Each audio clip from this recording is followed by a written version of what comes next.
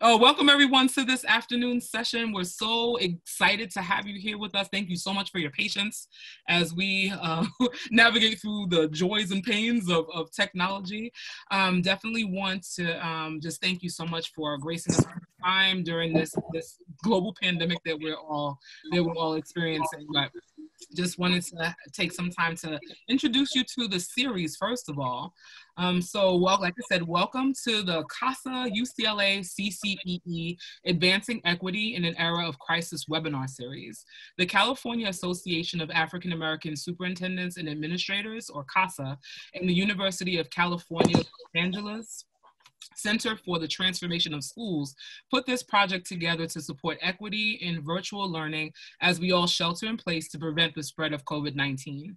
This work has been made possible by the generous support of the California Collaborative for Educational Excellence, or CCEE, and we are grateful for their partnership on behalf of California's K-12 public school students.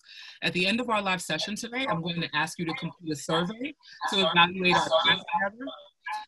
If you're watching a recording of our earlier conversation, please complete the survey as well. So I'll drop that link into you toward the end of the survey. I'm also going to give you a link to a couple of other things. One is there may be some time during today's session for you to submit questions in the chat, but if you don't have your question answered today, we want you to know that we firmly believe that every question, concern, and comment and suggestion is valuable and deserves a response now more than ever. And we've created a way for you to communicate with us. There's an Ask the Experts feature that you'll be able to engage with through a portal that will allow webinar participants and CAAASA members to ask a question, which we will dispatch to one of our experts. We'll download the questions from the portal at 5 p.m. each business day, and you'll receive an answer by the end of business within 48 hours. We look forward to serving you as we work together in responding to the needs of our members, friends, and community stakeholders during this shelter-in-place season. And I'll also send you a link to the website that will give you the link to today's recording and also to any resources that we'll be exploring today in the session. So getting right down to today's session, we have the pleasure of hearing from Dr. Theresa Price, who is the founder at the National College Resources Foundation. Today's session is called College Readiness: Keeping Your Students on Track and Motivated to Win. So as I kind of take a look and see about the slide deck, I'm going to pass it over to Dr. Price to talk to you a bit about today's session, and then we'll go ahead and keep it moving from there. Hello, everybody. Excited to be a part of this. Is there an echo? Yeah, I think you have to mute one of them. Okay. Okay. Is that better? Much better. Yep. Okay, great. Okay, so today I just wanted to really bring as much knowledge as I can to really help us as a village, really help our students, whether you're a parent, administrator, teacher, or friend, godparent, just how we could help our students stay on track and have them prepared to win, have them win. So I just pretty much have gotten a lot of the information from just going through it personally, and also working with every different kind of student in terms of resources, no resources, single parent, no parent, homeless, foster. Our organization, National College Resources Foundation, we work every day with helping students navigate through life, and then really preparing them and giving them all they need to know that they can do it. Most of our kids don't believe they can do it. They don't love themselves. And a lot of it really just comes from touching their head and their heart and really kind of working with them from there. So that this presentation is kind of like a general overview of all the things that we could do to keep our students on track and help them win.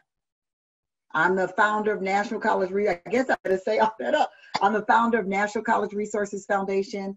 We host the Black College Expo. I've been doing it for 21 years. We host it in 11 cities across the country. We also do a Latino College Expo, and we also do a Students Think STEAM Expo.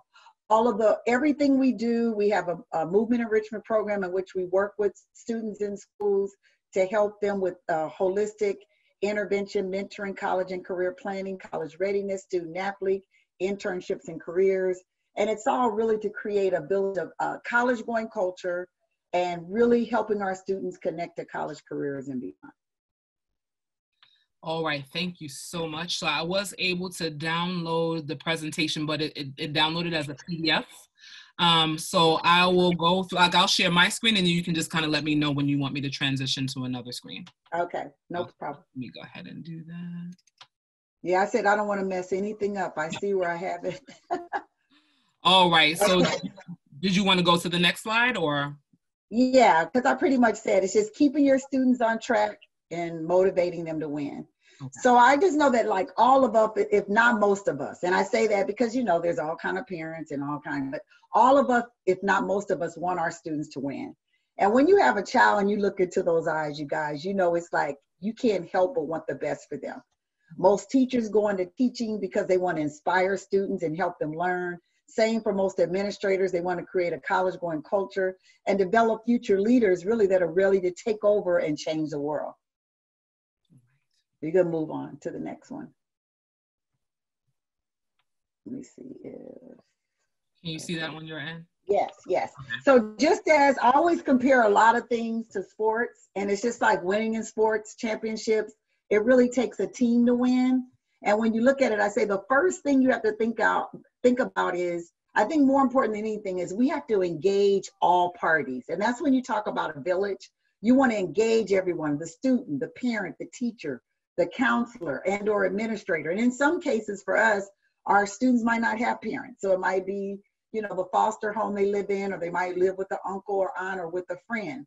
So that's what this is all about. It really helps you have successful outcomes when you work together as a team and kind of just let everybody know we're in this together. We're here to work as a team.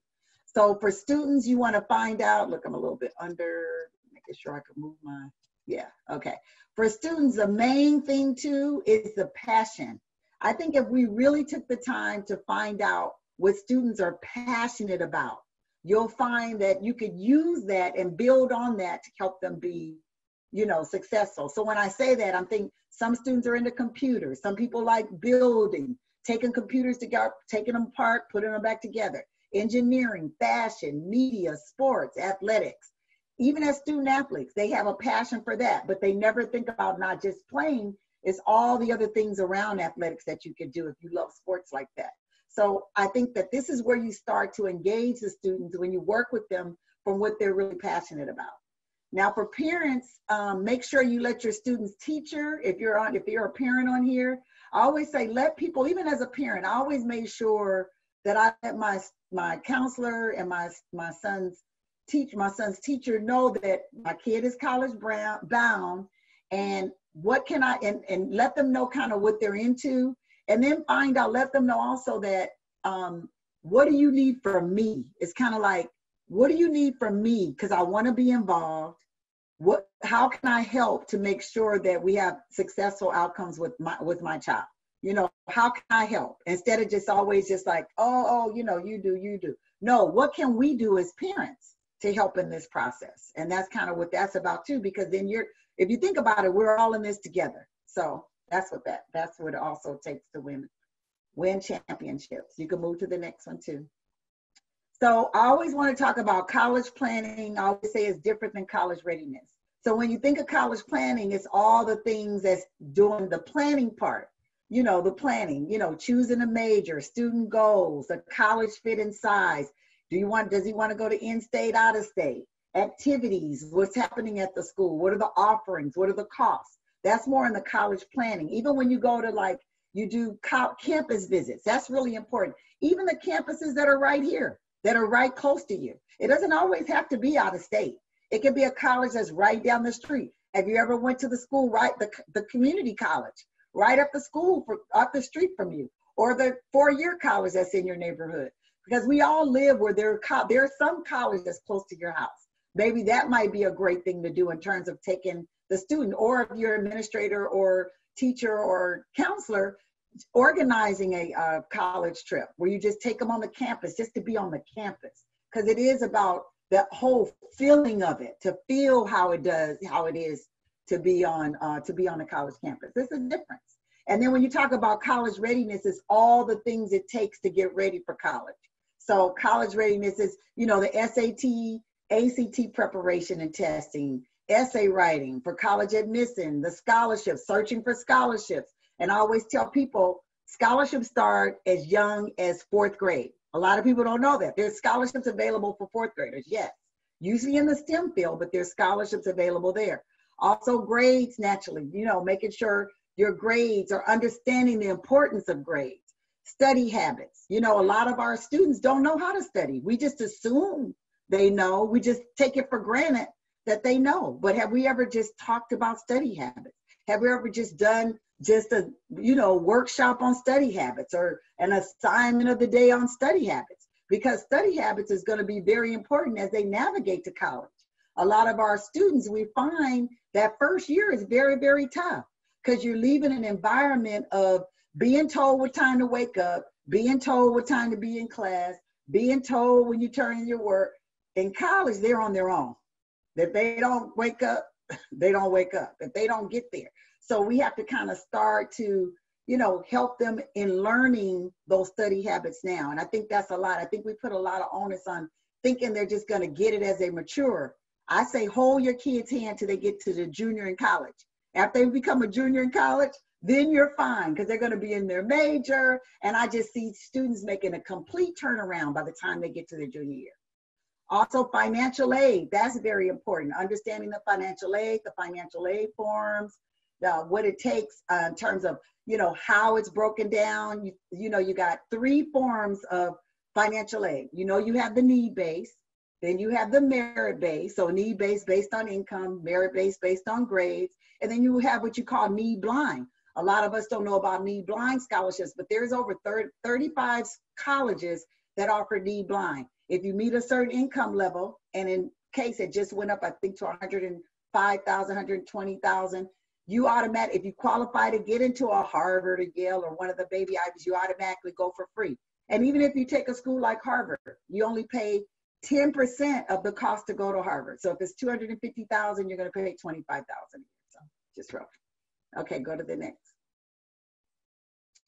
What is the wait, I'm just moving this around. What is college? Because a lot of times for me, I break stuff down just to, you know, not to assume, just like lay it out there so people know. So I just say, what is college? And we know it's any post-secondary after high school education that's at least 2 years of education. This includes community college, vocational trade schools, 4-year colleges, universities.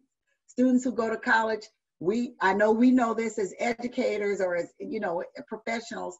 You obtain at least a long-term certificate can make an average of $6,100 more a year than a non-college certificate person. A 4-year grad earns an average of $32,000 more a year than a person with just a high school diploma. So, and then when you look at where everything is right now, over 65% of the jobs are going to require some college. And then regardless of, you know, a lot of times the main thing I hear from students all the time too is, I don't believe I could go, or I don't have the money to go. Money is always the number one thing it's usually the number one thing more than anything. I don't believe I can go, or I can't afford to go. But regardless of your background, socioeconomic status, everyone has the opportunity to go to college.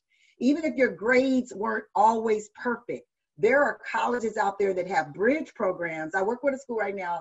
I had a young lady that had a 1.6.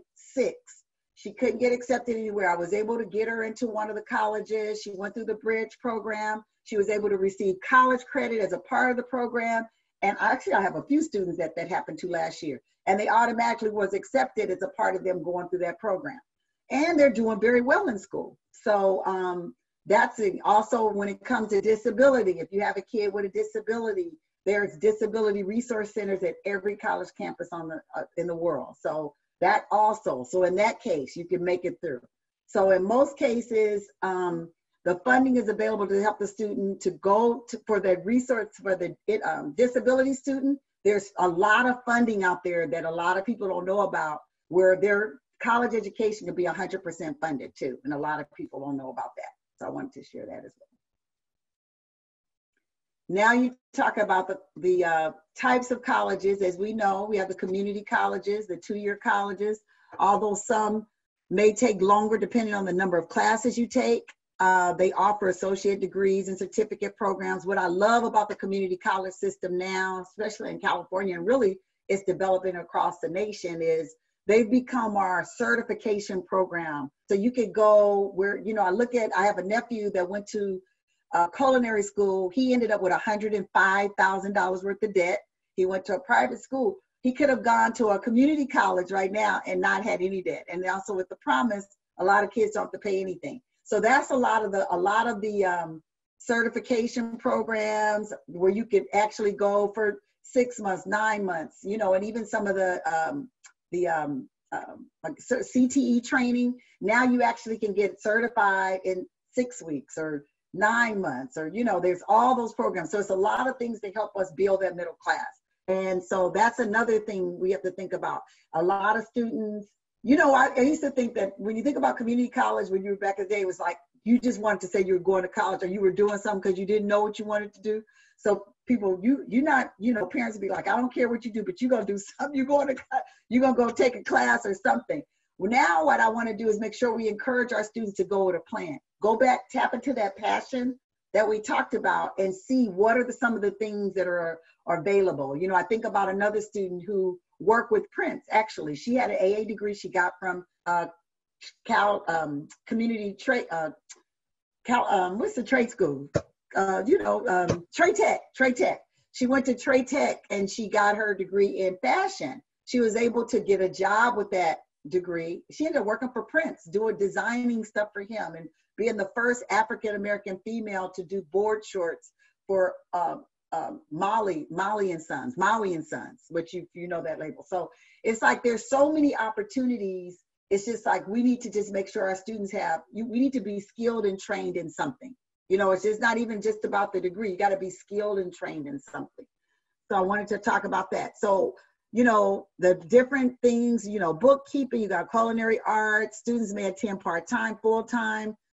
There's a lot of money, you know, there's a lot of money out there when it comes to going to community college too. Now they have the Student Success Grant, where if you take 12 units or more, you automatically get another $4,000 a year for school. That's really good. If you take 15 units or more, you automatically get that. If it's under 15 units, it's $700 a semester. So it's $1,400 a year additional. Also, if students have children, they also have additional money they can get for that. So if you're a parent and you're trying to go back to school, they have additional grant money. I think it's $6,000 that you also get. So you figure you take $6,000, $4,000, you get the Pell Grant at $6,300. You know, that's doing something, right? So you're able to at least go to school and focus on becoming an expert or a specialist in something. And then you could also look at transferring and get your 4-year degree too. And what's awesome about that is that the community college student usually is looked at first before the high school student in terms of getting accepted into a 4-year school. Their community college student transfer has a preference over the 12th grade student. So that's another thing. Another thing is, yes, you will be able to get a copy of the slide. A great, look, I'm going back because you know I could talk here. So I was just saying that all of the community colleges have what you call transfer agreements with the 4-year schools. They have some. They might not have them with all, but they might have selected. I know that the California Community Colleges has a HBCU transfer agreement because I'm a part of that agreement where they have 41 of the HBCUs you automatically transfer to. If you have a certain GPA, you automatically get accepted, you automatically get a scholarship.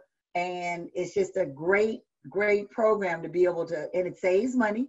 Figure you go to community college, not pay, so you're only really paying for 2 years of higher learning in terms of getting your bachelor's. Some people might take 3 years, depending on what's going on.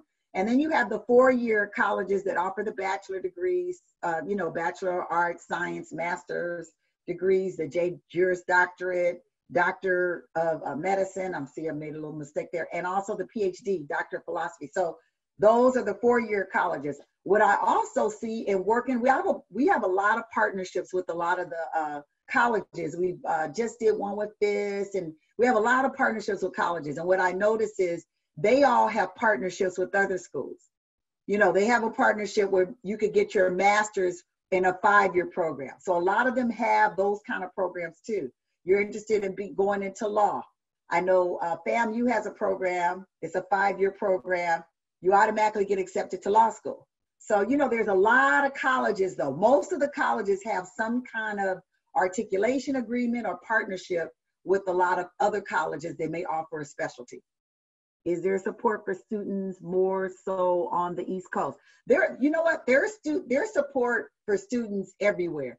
When I talk about support, and the only reason why I mentioned California community colleges, because I thought about, you know, where we are, and I know most of the people are here, but the same thing that's happening at the community college level is actually being echoed around the country. You're going to be able to go to college for free, certain income status, you know, you'll be able to go. And it's not like the Pell Grant. The Pell Grant qualifications, trust me, is kind of low. You figure it's $10,000 to $12,000 per person in the household.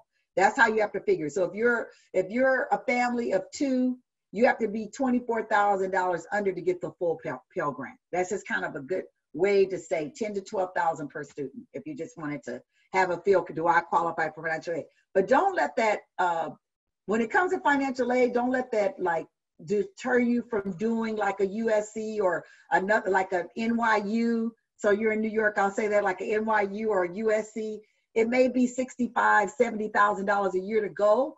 But if you have, say your income is $100,000 a year, but you have 2 kids in college, that counts. So you may receive some kind of financial aid. Don't think that it counts you out because you're at 100,000. Also, there in California, there's a middle class grant too, where you can earn up to $120,000 a year and still get financial aid.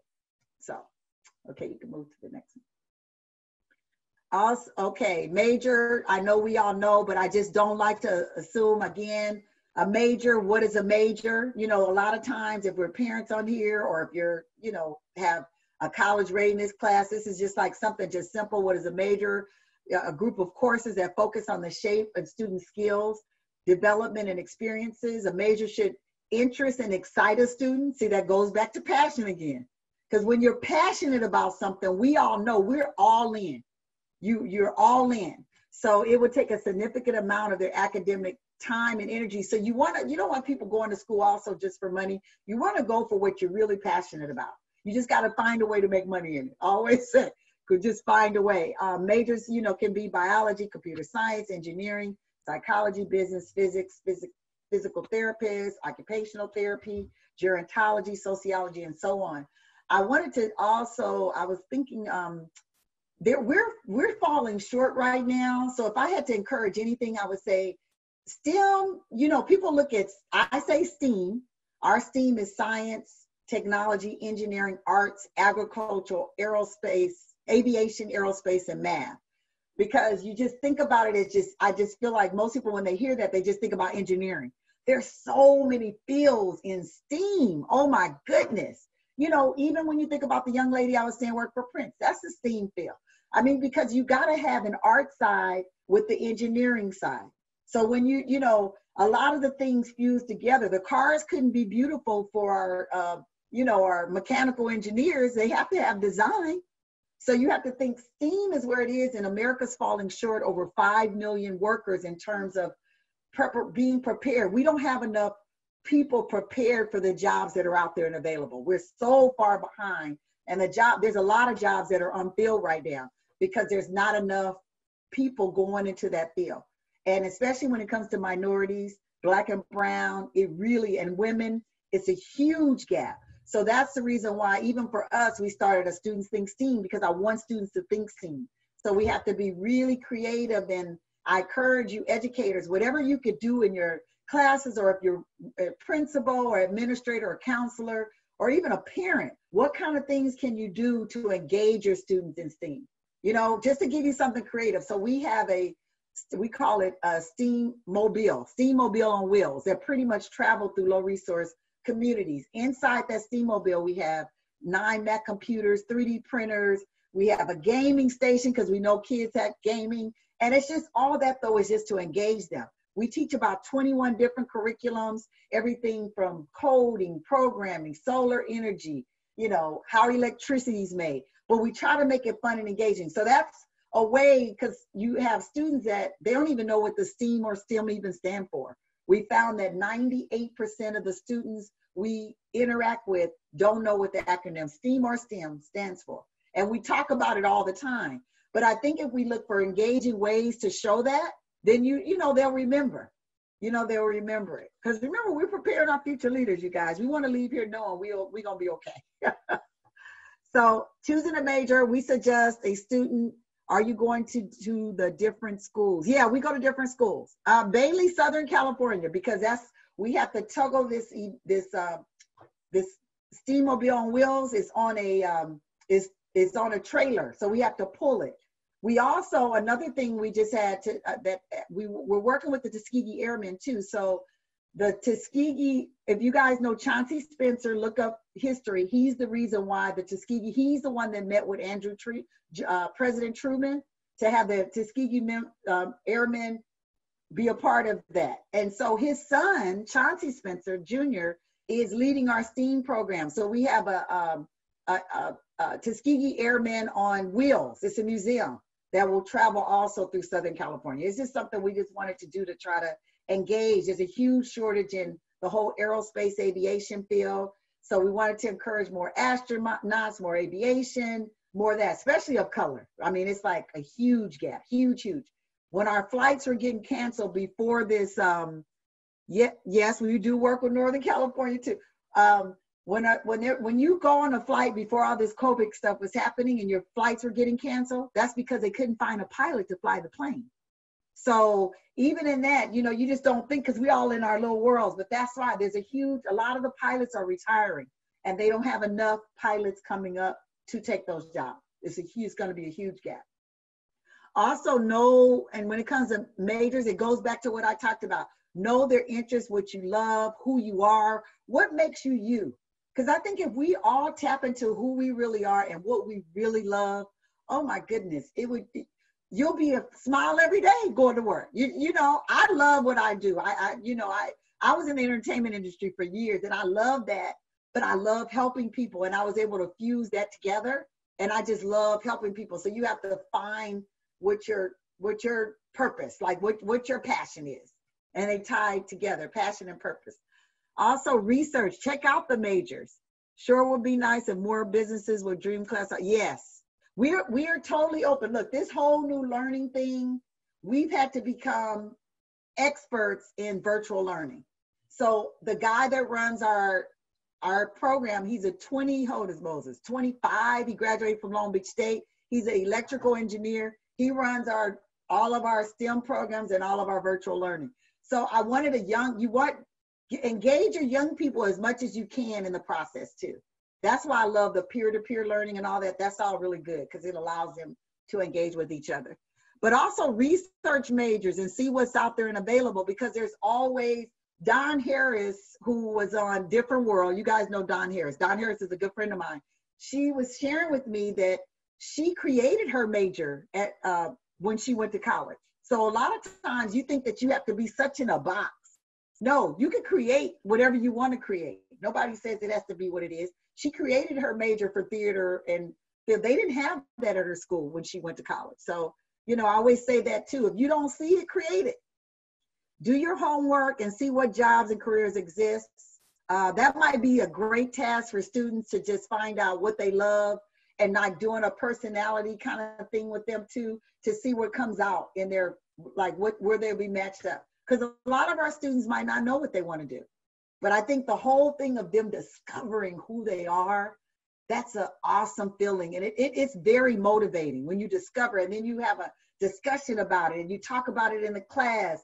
That's awesome when you because you're engaged in the whole process of defining who you are as a man or as a woman, and and just moving with that, and then adding all the resources and the education to add on to you. And that's what's the beautiful thing. Okay, we can move on to the next one. What does it take to get into college? Well, we know grades are very important.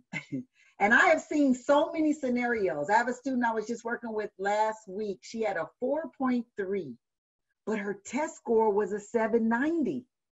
So what the colleges look at, they want the test score for scholarships. They want the grades and the test score. To get in, that could be different. It could be the questions that they have. Are you going to be asking, like, are you going to take a note? Because I want to be able to add, and I can stop. So when you're talking about getting in school, I'll give you another student. I had a student that had a 1.5, but he got a 25 on the ACT. He got accepted into Arizona State because of that, because his test score was high. Then I have a student that, like I was saying, 4.3, but the score being low, I couldn't get the scholarships that she wanted, which she, you know, feel like I deserve. The scholarships aren't there because it wasn't, you know, their scholarship criteria didn't match up with the student. So that's why I know students hear us so much, and even as parents, like they said, Mom, you're on my head, because you all be on their head about trying to get those grades. Why you on my head? You know, but it's like they don't understand. And then when it gets there, they be like, oh, I have so many students when they're seniors, they didn't listen. They're like, oh man, I see what you meant. I see what you mean. I see, you know, because grades and test scores are so important. And that's why I put, you know, when it comes to going to college for free, I mean, I had a student that was getting paid $2,000 a month. She had so many scholarships that it paid for education, and then she was getting extra money coming back to her. So that can happen, yes. I've seen a lot of athletes get that too, because if they're able to get the scholarship and then they qualify for financial aid, they automatically, you know, they have that money that's over goes to you. So Dr. Price, just real quick, I'm happy to go into the chat and look at the questions, but then I have to stop sharing my screen in order to see the chat. Okay, no problem. So let me only have how many? We'll go. How much time do we have too? We have about 25 minutes left. Okay. So everybody on here probably knows this, but I just always put it. I tell students, take both tests. If I didn't say, I know we're in the midst of right now, I'm looking at the UCs. I've been College Board is another partner of ours. And I know that it's been a thing where a lot of the, you know, a lot of the Ivy Leagues are thinking about doing away with the test. A lot of the UCs are now talking about doing with the test as a whole. Right now, it's not required. A lot of the schools we work with, a lot of the private schools, right now, you don't need a test score, because we just had an expo just like this past Friday. A lot of those schools didn't require a test score. So it could be moving in that direction. But for right now, you know, I always tell people take both tests. I've seen that and I say, I've had a student get accepted with a full ride scholarship to Alabama State with the 7th grade 26 on his ACT. Yes, he was a senior, but his score that he used was a 7th grade score. Seen it with my own eyes. And it was just like, so you learn stuff every day. But I noticed the HBCUs, the historically Black colleges and universities, a lot of them talk about the ACT, even though they take both tests. But I think they're saying that students of color do much better. Black students do better, seem like, on the ACT. The other thing is too, they recommend taking the test as early as 8th grade. I say 9th grade because I know it's a shocker. So then I back up and I say 9th grade, but then I say, okay, no later than 10th grade. But as I look at some of the Asian kids that we work with too, they've taken the test 3 and 4 times when they get to their senior year. They have taken it 3 or 4 times. So just take both tests, take advantage, because that way, even as student athletes, I saw a student athlete that he didn't have he couldn't go to USC because his test score, because even though you're an athlete, you could be great, but you still have to fit the criteria. And his test score wasn't high enough, and he never took the ACT. If he would have taken the ACT, he could have had another opportunity to be able to go. He ended up transferring after his 2 years of community college, but you know, that's just another example. So as we see the core classes, this is very important to use. I'll tell you, I ran across Southern University that wanted 3 years of a social science, which was very interesting. So you might want to make sure you look at the school and what their requirements are, because I had to go in and get it waived for students. But make sure you look at this, you know, go into the school and see what they want for you to be able to come. I feel like this is a base to make sure that you get accepted into every school, as well as great for the NCAA to qualify in the NCAA clearinghouse. I would say follow that as well for the 16 core. Then we do a building blocks, and we actually, a lot of this stuff is on our website, thecollegeexpo.org, or even if you do Black College Expo, a lot of these building blocks, we put this on our website because we want people to always be able to go back and refer. So this is everything for 7th grade. I actually really feel like college planning starts in 5th, 6th grade now. I really do, especially if you know you could get a scholarship as early as 4th grade. But I really feel like put put your students in an environment, a college going environment. And that's like doing the campus visits, talking about college in elementary school, having them pick their college, having them do research on the college, having them do a vision board to show, you know, how do they see themselves, like going to college. Put the picture of your college, put your goals up there, put pictures. Because though what I have seen with students, when they make a commitment to themselves visually and they see it every day, it works. It is amazing how it works. It really does. And plus it gives them something to work towards and see that's on their own that they did. They can say, oh, wow, I did this. Look how I did this. And, you know, and for our kids that, again, I always think about our kids don't have the parental support. Us as administrators or, you know, that are in the education field, you can identify and then just try to take that person under your wing and just help and work with them. So I don't know if you want me to read every one of these. Tell your parent or school counselor you plan to go to college. Have your students say that and ask them to help you prepare. You got to ask people for help. Don't assume anywhere that people know. Never assume people know or get it. I always say you can never over advertise. There's no such thing. So ask for help. Don't be scared to ask for help. Even us adults, when I go places and they might say CAAASA, and I don't know what that is, I'm not going to sit here and act like I know. I'm like, okay, so hold up. What is that? What's CAAASA? Because I want to know, and I don't want, you know, nobody knows everything. Einstein didn't know everything. He knew his part, but nobody in this world knows everything but this man up there. So don't be afraid. Take challenging classes, English, math, science, history. Strive to maintain an A or B throughout school, especially in your college prep courses. Get into reading habits and ask teachers to recommend books. I know, so I'm gonna be honest, I was one of those students, reading, I was like, reading. I have to, you know, you have to, everybody's not into reading like that too. So you have to find what works for you. So if it's not, maybe it's shorter books, or maybe it's reading on tape, you know, so find out what works, because you might have those, then you have some people that love reading, you know. So just saying, you got every kind of student, and I'm not gonna sit here and say, I was one of those, and even now, girl, I barely got through the Jet magazine. So, you know, just reading. So anyway, but reading is good, and reading is power, reading is knowledge. Encourage them to study with a group of friends, create a study group. Also, that also adds to everything you're doing younger, add that to your resume. Have them add that to their bio. Because I want students to have a resume, an academic resume. I want, we have a major problem with absent credit. Yeah, that's happening a lot. Absentee, but you know what, David, let me tell you, I have seen, because we work really, a lot of our students, we get to find out a lot of the personal stuff. It can be from surviving, trying to get a meal. They didn't eat last night. I had a student, one of our scholarship winners, she wrote her essay on the floor in a hotel because they were staying in a motel. She said in her essay, she didn't even eat that night because they didn't have enough food. So she wanted her younger brother to get the food. So she just didn't eat it all. So a lot of and I'm starting with this COVID thing. See, I'll start crying because I am seeing so much needs and gap. This is where everything has been exposed.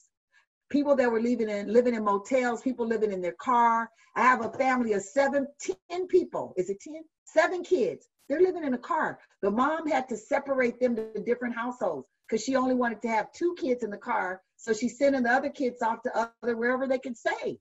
So there's some real stuff out there.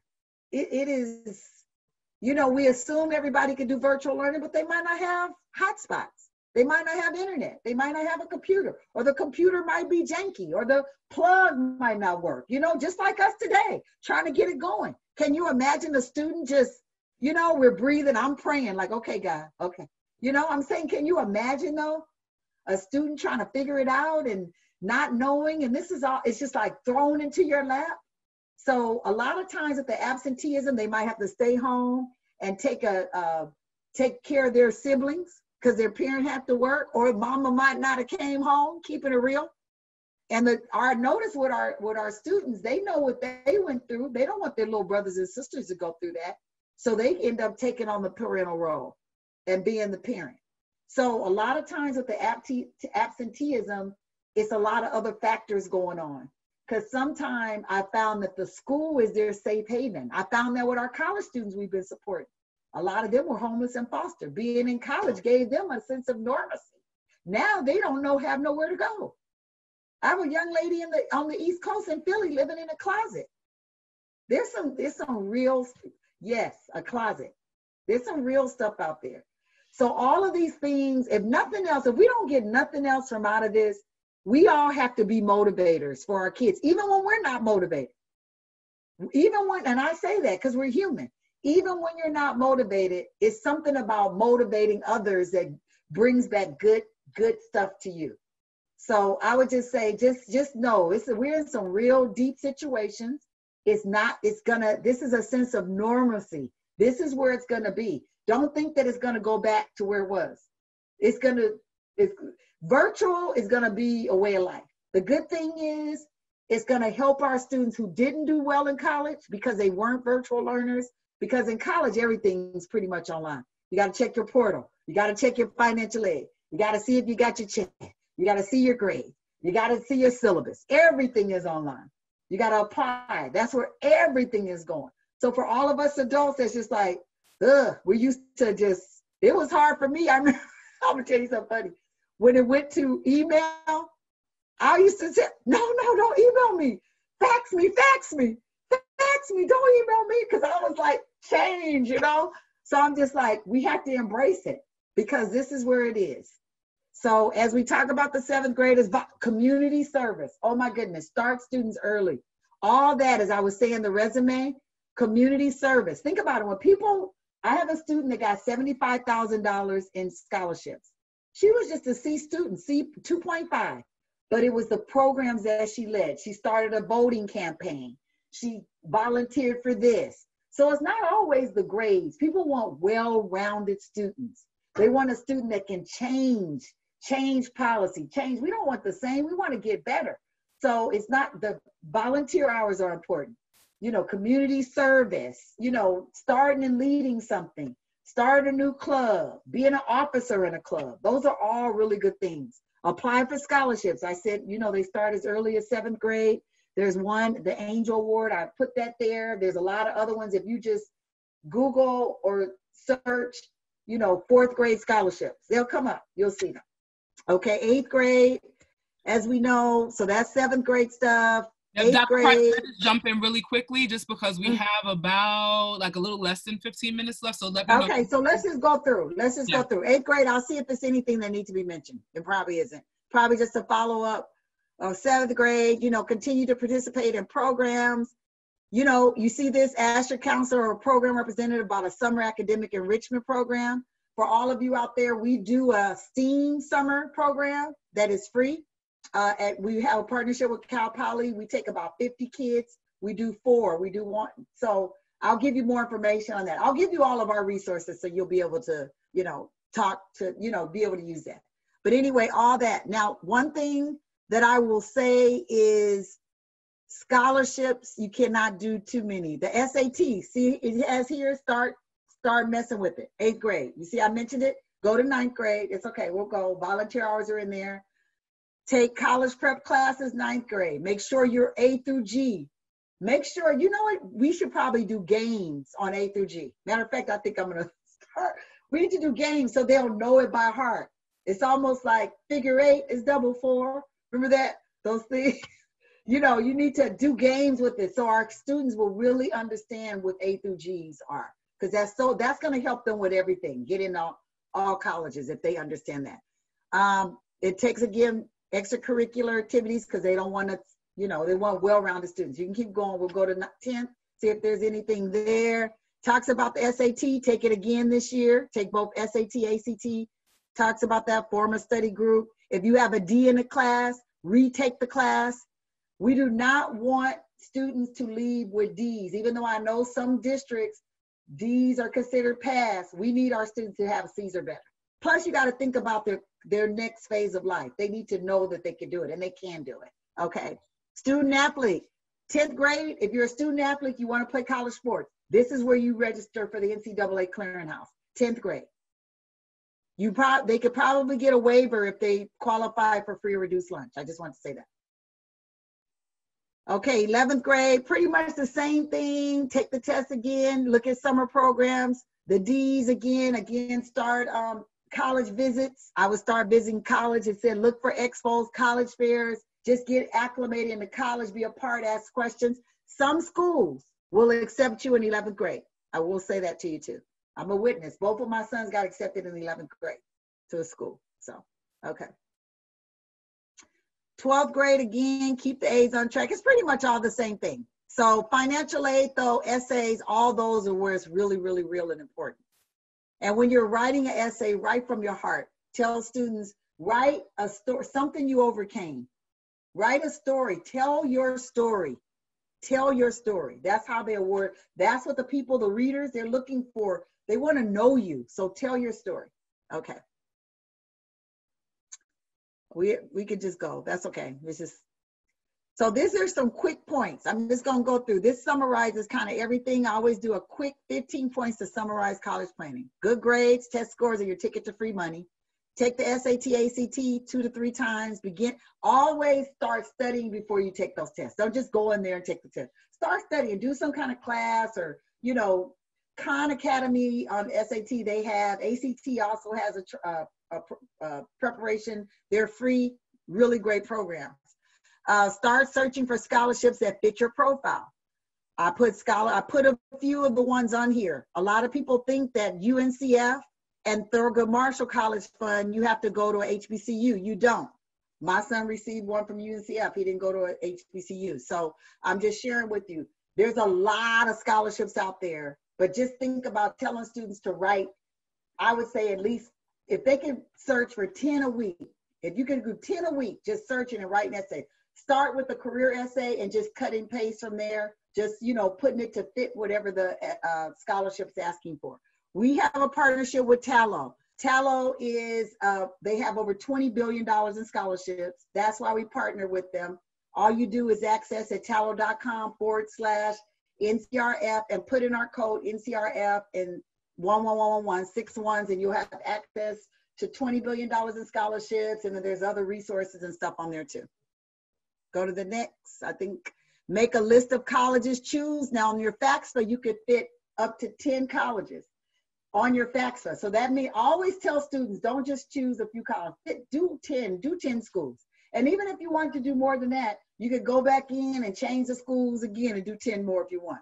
But FAFSA, as we know, stands for Free Application for Federal Student Aid.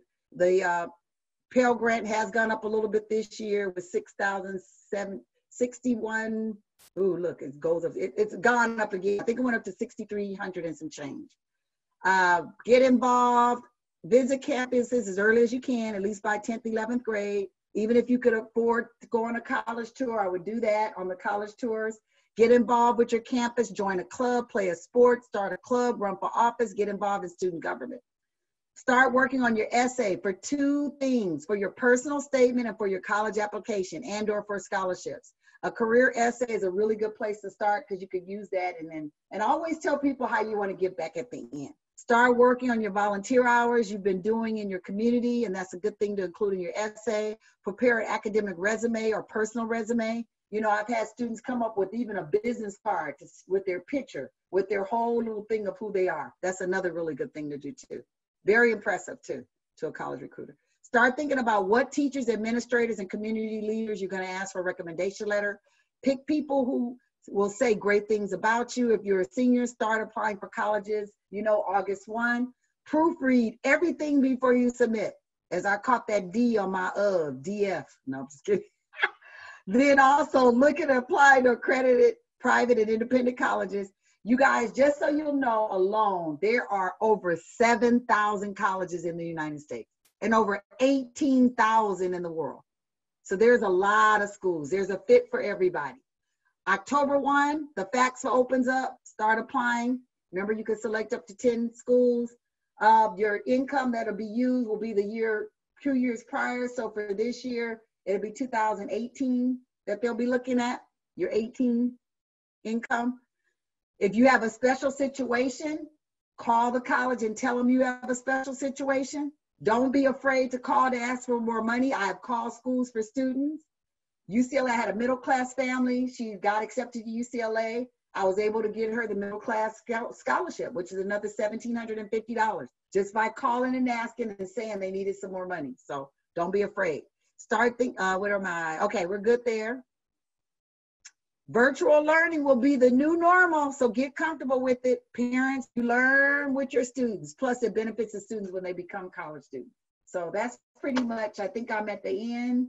Your students will win. Our students, your students are my students, are all students. Remember, we are all in this together, and many of our students need their hand to be held all the way to get through. It's okay. They will get there. However, with your help and involvement, love and support, our students will be motivated to stay on track and win. They will win. That's it. All right, thank you so much. I now can say, because I didn't want to be jumping in and saying things, but my husband and I have 2 children who are high school students. So our son is a junior and our daughter is a senior right now. She's about to head up to college, which feels, I can't even believe we're at this point in life, but so much of this is resonating. I'm like, and it's also helping me to get ideas for things we didn't do with our daughter that we can do with our son as he's preparing for next year. But thank you so much, because this is such helpful information, such an amazing resource. So, and feel free to, anytime, if anybody ever, I could put my email in the chat if you want. Do you want me to do that? Yeah, you can do that. Or the other thing too I was gonna say is that if you wanted to, well, I don't want you to have to do like another form of your, of your presentation with the email address, and if you don't want to have to revise it, but this information is going to be loaded onto the website. And so if you want to attach, like, if you want to contact Dwight and just say, here's the version of the presentation I want to go up, and it has your contact information, or you can put it in the chat and stuff too. But it's really, yeah, it's really incredible support, because I think there's so much, like, for me, I think about the fact that I was the first person in my family to be able to go to and finish, because my parents had gone to, my sister had gone to, I was the first one to be able to complete college in our family. And there's just a lot that there's just a lot that you don't know, right? Because you don't know what you don't know. So I think for my husband and I, like, we were able to, from our experience, try to help our own kids, but at the same time, like, just thinking about what the counselor situation was at their high school, it's really tough, because they have like 3 counselors for the whole student body, and it's just that's a lot. Yeah, and I always say it's going to get lost. If you figure, I know at one of the schools we had 650 students to each counselor, and unless your student is very very self, they're gonna So that's why it is really important to.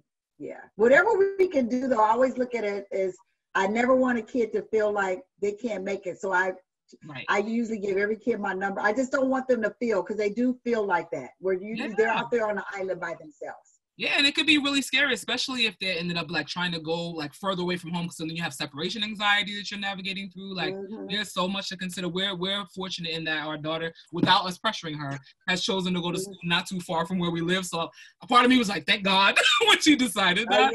So she'll, she won't be too far, but it's a very new experience, right? To be. Yeah, and just think about it. You don't think about the weather changes. So they leave. If you're used to California or wherever, and you go to these coasts and you're just like, oh my goodness, I've had to send clothes like boots, right?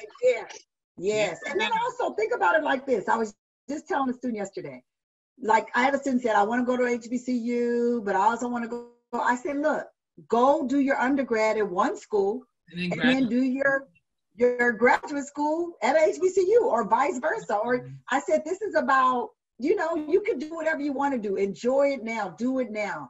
Just feed your brain, whatever. Just feed your brain so that you can continue to elevate your game. So and I love what you were saying too about, like, I think it was so poignant for you to bring up, like, helping students to discover and to really go after their passion and what their interests are, especially too for like folks who are, Black and brown folks.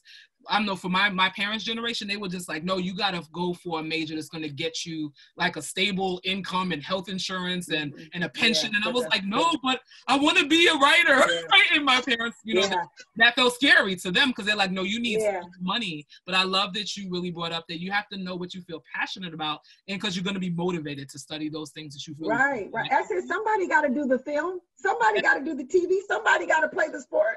I mean, you know what I'm saying? Yeah. So, we can't get down on our kids for what they just got to put in the work. Right. They just got to know there's work. There's work. it might seem like a great, you know, being an athlete or whatever, but there's work involved in that. Absolutely. You know, and we have to tell our student athletes, a lot of them don't make it. My son played he got a scholarship for football, and he went in, it was 22 of them. When he finished, 7 of them, it was only 7. Wow. Because they couldn't hang. No. Because it's all, you're like working a job. Yeah. And you got to keep up your academics. Absolutely. I was thinking about that too. I mean, I'm not an athlete, but we've been watching Michael Jordan, the Michael Jordan, The Last Dance. I'm like, I can't even imagine the amount of work that has, you know. No, it's a lot of work. They just think they get up at 4:30 in the morning, and then they got to go to work out. Then they got to go to class, and they got to come back to study hall. Then they got to go back and work out. Then they got to go back and do that. They don't finish till 11 or 12 midnight that night. Then they got to get back up at 4:30 in the morning. Yeah, it's a lot. And you have no breaks. Yeah. So here's what I'm going to do now. It's so hard to come to the end of this conversation because it's so rich and so helpful, but just want to say thank you again to you. Thank you so much. What I'm about to drop in the chat now is the link to the survey for today's session. So if you all wouldn't mind filling that out, that would be great. So I just dropped that in the chat just now. The other link that I want to send to you is that if you have questions, additional questions for today, because I know that Dr. Price was navigating some of the questions, but we also want to make sure that if you have outstanding questions, that you have another space to be able to ask. So this next link that I'm going to send out is to the Ask the Experts portal. And then the final link, I know I'm like hitting y'all with a lot of links, but it's good stuff, I promise. This next link is to this next link is to take you to the website, and you probably have a link to this already anyway if you registered and you're part of these sessions, because you can just click to that, to that website. But I want to make sure you have that as well, because that's where the slide presentation will be available to you in addition to the recording of today's session. So please make sure you tap into the survey, the Ask the Experts portal, and also the website, so you'll get the additional resources. And we're at time now, so I want to definitely honor everybody's time commitment, but just thank you so much for everyone's time today too. Thank you so much, and I wish everyone stay safe, stay healthy, and take care of yourselves, right? All right, I'll talk to everyone later. Take care. Right. Bye.